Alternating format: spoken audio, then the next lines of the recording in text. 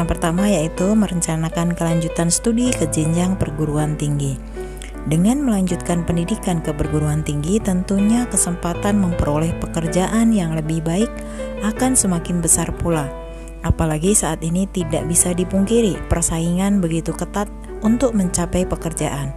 Di samping itu, di dalam agama dikatakan bahwa setiap insan wajib menuntut ilmu sepanjang hayat.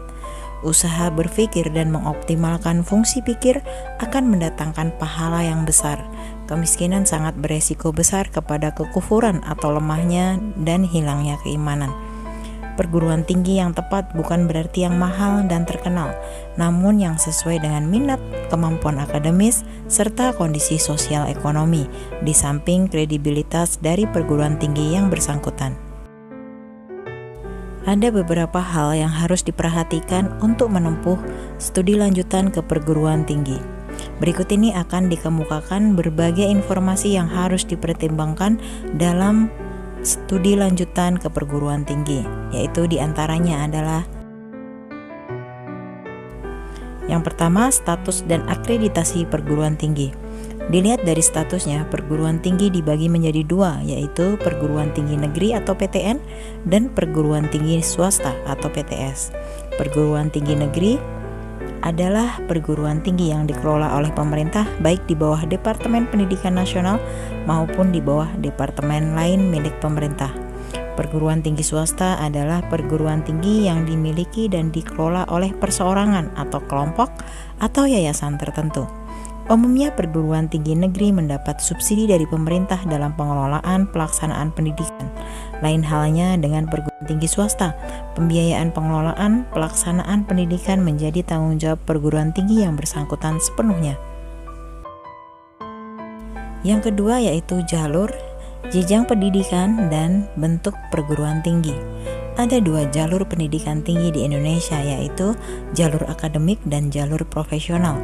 Jalur akademik atau yang biasa disebut jenjang sarjana atau S1 lebih menekankan pada penguasaan ilmu pengetahuan serta pengembangannya. Setelah lulus dari jalur ini, mahasiswa berhak memperoleh gelar dan terbuka kesempatan untuk terus melanjutkan ke jenjang yang lebih tinggi atau pasca sarjana. Jalur pendidikan akademik diselenggarakan oleh universitas, institut, serta sekolah tinggi. Jalur profesional atau sering disebut jenjang diploma menekankan pada penerapan keahlian tertentu. Mahasiswa diarahkan pada peningkatan kemampuan atau keterampilan kerja serta aplikasi ilmu dan teknologi. Secara umum perguruan tinggi di Indonesia dibedakan menjadi 5, yaitu universitas, institut, sekolah tinggi, akademi, dan politeknik. Masing-masing jenis memiliki karakteristik yang berbeda. Universitas menyelenggarakan program pendidikan akademi atau sarjana dan atau profesi atau diploma dalam sejumlah ilmu pengetahuan tertentu. Universitas memiliki program studi paling beragam, mulai dari ilmu eksata sampai sosial. Institut menyelenggarakan program pendidikan akademi sarjana dan atau profesional atau diploma dalam kelompok ilmu pengetahuan sejenis. Misalnya, Institut Pertanian Bogor, Institut Teknologi Bandung, dan sebagainya. Sekolah tinggi menyelenggarakan program pendidikan akademik atau sarjana dan atau profesional atau diploma dalam lingkup satu disiplin ilmu tertentu. Misalnya, Sekolah Tinggi Manajemen Informatika Komputer atau STIMIK, Sekolah Tinggi Akuntansi atau STAN, dan lain sebagainya. Akademi menyelenggarakan program pendidikan profesional atau diploma dalam satu atau sebagian cabang ilmu pengetahuan tertentu. Misalnya Akademi Bahasa, Akademi Sekretaris, Akademi Perawat, dan sebagainya.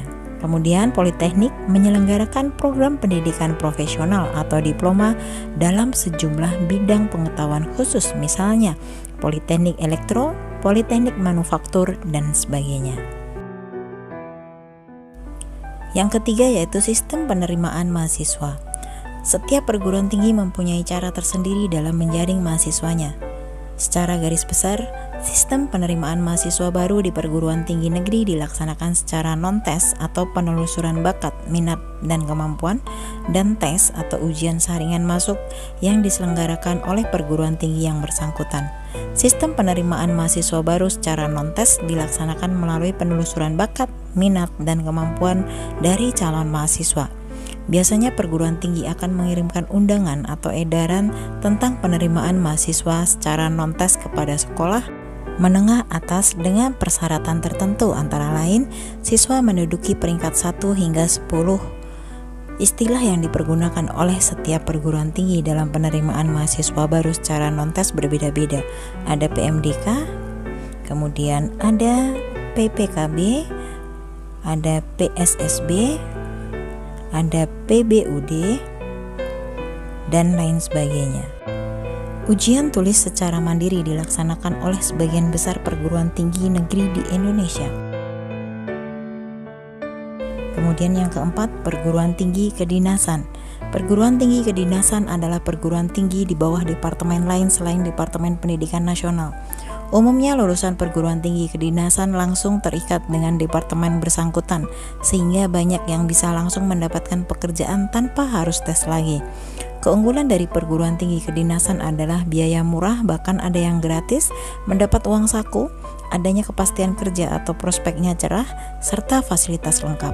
Untuk dapat diterima di perguruan tinggi kedinasan dituntut syarat-syarat tertentu yang terkadang dirasa berat oleh sebagian kalangan siswa.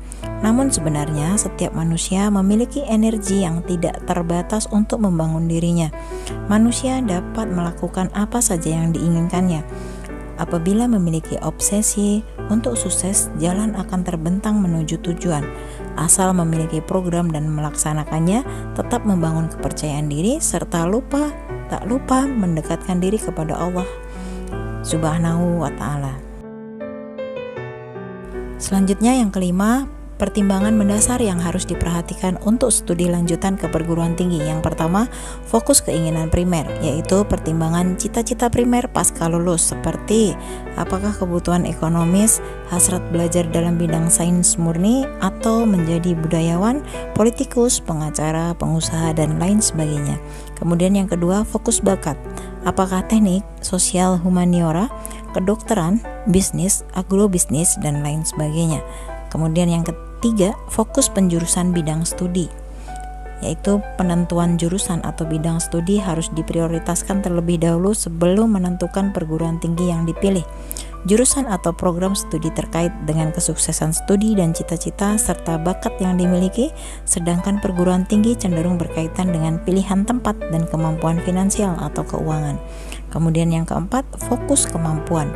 Baik kemampuan akademik maupun non-akademik, termasuk di dalamnya daya dukung ekonomi keluarga sekalipun. Misalnya, fakultas kedokteran memang jurusan yang menjanjikan, tapi ingat, masa studi rata-rata mencapai 6 hingga 7 tahun dan biaya praktikum relatif lebih mahal. Jika daya dukung ekonomi orang tua pas-pasan, tentu akan mendapat banyak masalah. Lain cerita jika orang tua kita mampu untuk membiayainya.